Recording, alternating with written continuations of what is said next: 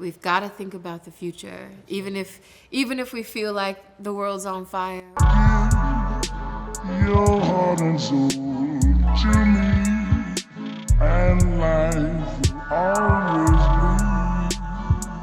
I'm Jatavia Gary, and I make films. Right now, we are in my home/studio. It's like a live workspace in Dallas, Texas. I moved back in 2018 after doing about 16 years in Brooklyn, New York. Do I feel safe, you mean in the neighborhood? In your body, in the neighborhood, in the world. Yes, I definitely do.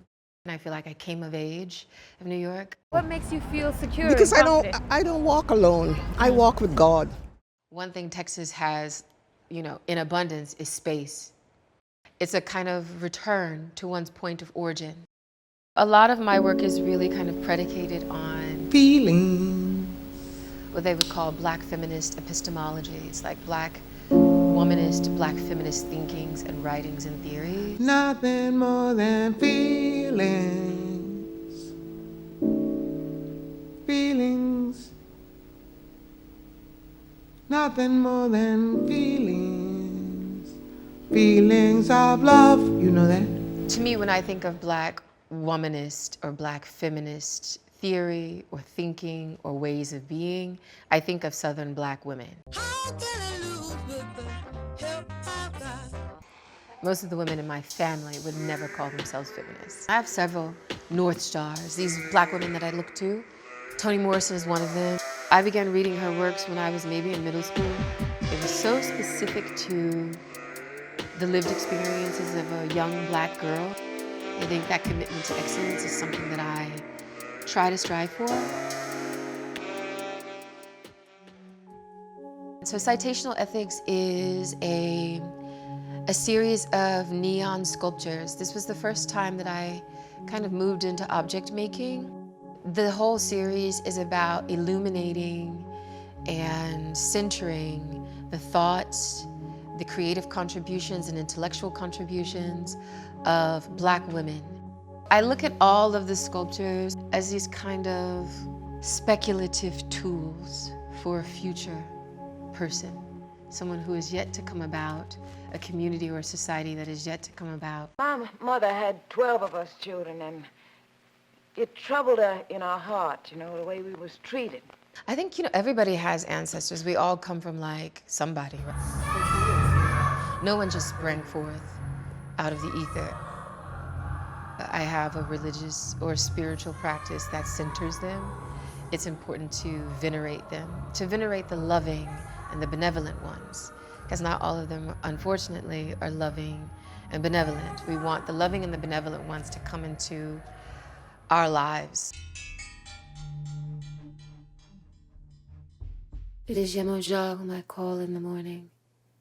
It is Yemoja whom I call at night. And it is Yemoja who answers. So why not make sure that you engage with these people? Show them that they are welcome in your space, that they are welcome in your life, and that you want their direction. I have a grandmother on my mother's side, my mother's mother, who passed away when she was 12.